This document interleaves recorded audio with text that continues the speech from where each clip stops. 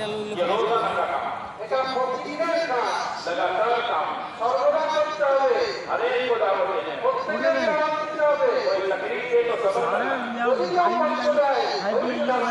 हम मुसलमान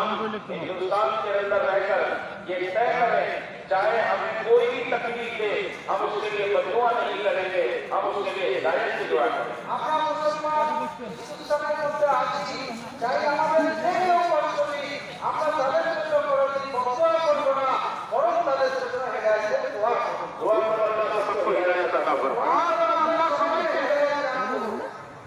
इसलिए सबसे पहले हमें अपने सफर में अपना सामान साथ ले लेना है সর্বপ্রথম নিজেদের যে সফর শুরু হবে এই সফরে নিজেদের সামান সাথে নেব अपने लिबास सर्दी गर्मी का सामान নিজেদের পোশাক এবং সত্যি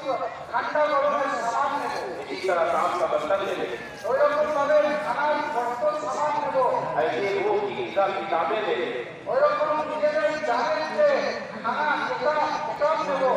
मुस्तकब और फजाइल अमाल सस्ता साथ